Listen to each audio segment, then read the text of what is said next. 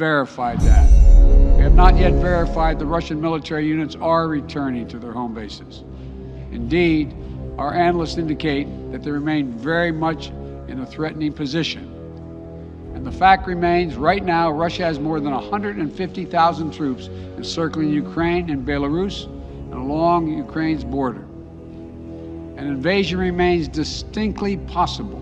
The United States and NATO are not a threat to Russia. Ukraine is not threatening Russia. Neither the U.S. nor NATO have missiles in Ukraine. We do not have plans to put them there as well. We're not targeting the people of Russia. We do not seek to destabilize Russia. To the citizens of Russia, you are not our enemy. And I do not believe you want a bloody, destructive war against Ukraine, a country and a people with whom you share such deep ties of family, history, and culture.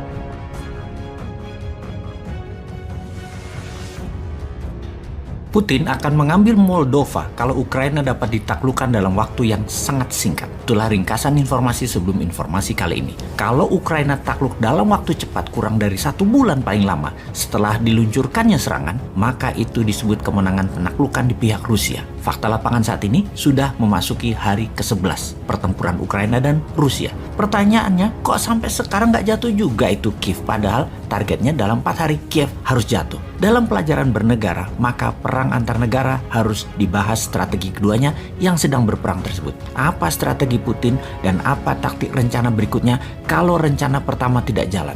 Begitu juga strategi Ukraina, apa counter strike serangan balik, dan apa strategi perang kota, perang gang, perang selokan, perang gedung, yang mana tuan rumah lebih hafal seluk-beluk kotanya. Mengapa armada Rusia yang panjangnya 60 km mengular terhenti sudah 5 hari sejauh 30 km dari Kiev tidak maju-maju? Mari kita bahas dari lapangan apa adanya. Fakta, ini semua pelajaran bagi kita. Pelajaran penting sekali. Baiklah, kenal dengan nama-nama seperti Triple Canopy atau BlackRock. Iya benar, mereka adalah perusahaan mitra Kementerian Pertahanan atau disebut kontraktor pertahanan, defense contractor. Pasukannya disebut missionaries atau soldier of fortune atau tentara bayaran atau private army. Kita tahu Amerika itu negara banditos dan kampretos, bermain menekan secara militer, melakukan operasi intelijen di banyak negara, spying atau memata-mata, infiltrasi, merubah sistem negara, mengubah undang-undang sebuah negara, mengarahkan media dan mengendalikan dunia dengan uang dolar, dengan sistem pembayaran, dengan pharmaceuticalnya, dengan jaringan internetnya, dengan sosial medianya, dengan Wall Streetnya,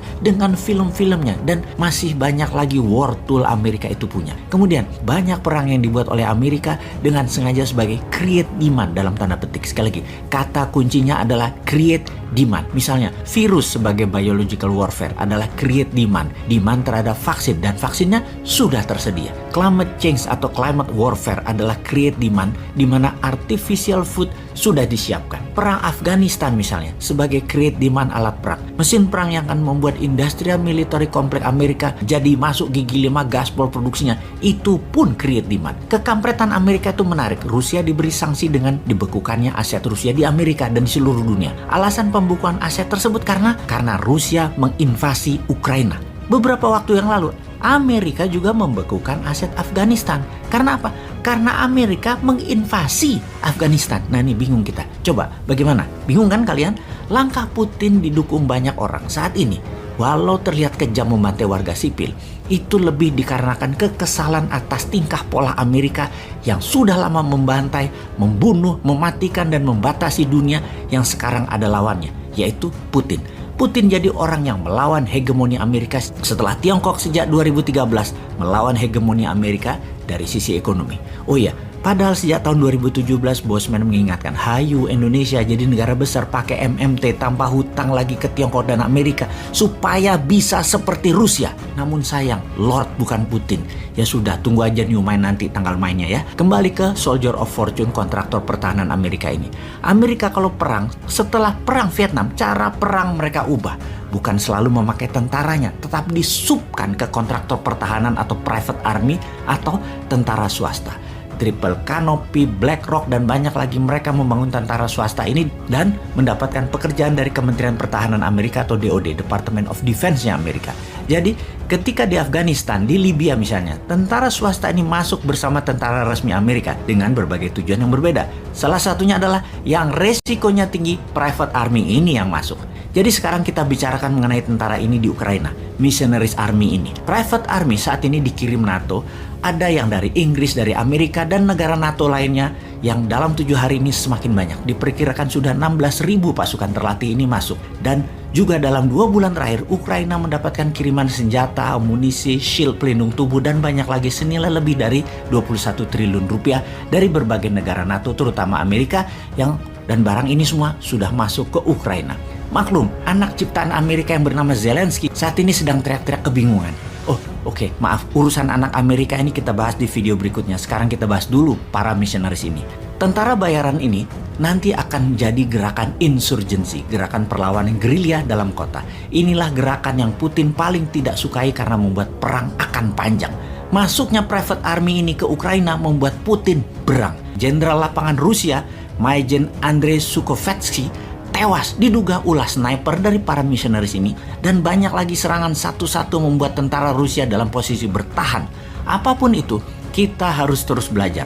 Bagi kita ada 2 hal yang kita akan pelajari di sini. Pertama, apa strategi perang gerilya kota urban war sebagai counter insurgency dari pihak Rusia?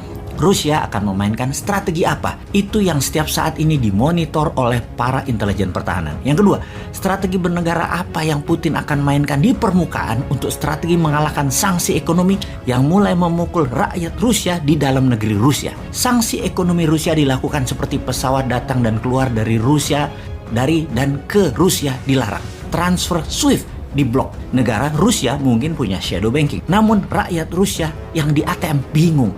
Tim olahraga, tim sepak bola Rusia yang rencananya akan main di Qatar 2022 dicoret, dan banyak lagi yang berhubungan dengan Rusia diblok. Bahkan Putin di dunia judo adalah dewan kehormatan tertinggi, dicopot, diperkirakan oleh bosnya. Oke, jadi sesungguhnya apa yang nanti Putin akan lakukan di permukaan ini? Diperkirakan oleh bosman ya, diperkirakan. Salah satu strategi yang akan memukul dunia balik adalah Putin membatasi produksi minyak Rusia dan tidak mengirim keluar Rusia kecuali ke Tiongkok. Akibatnya, karena keterbatasan suplai minyak dan demand yang menambah besar, maka harga minyak dunia ke harga tertinggi sepanjang masa, yaitu di atas $126 per barelnya. Apa efeknya kalau minyak ke $126 per barel?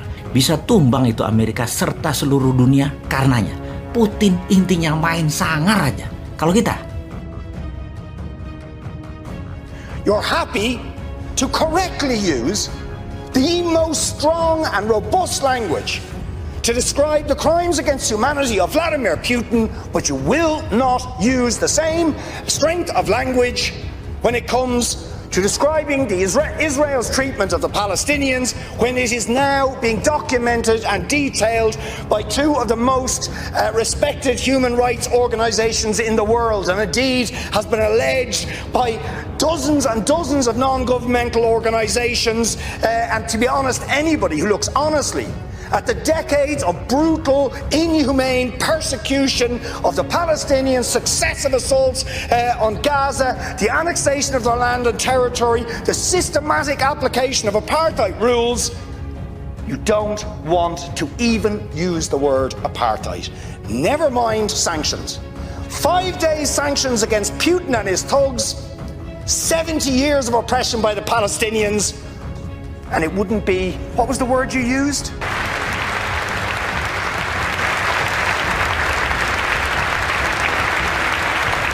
Let me be clear. Our forces are not engaged and will not engage in the conflict with Russian forces in Ukraine. Our forces are not going to Europe to fight Ukraine, but to defend our NATO allies in the event that Putin decides to keep moving west. For that purpose, we have mobilized American ground forces, air squadrons, ship deployments to protect NATO countries including Poland, Romania, Latvia, Lithuania, and Estonia.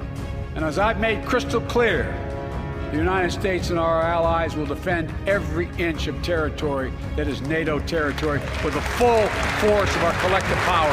Every single inch.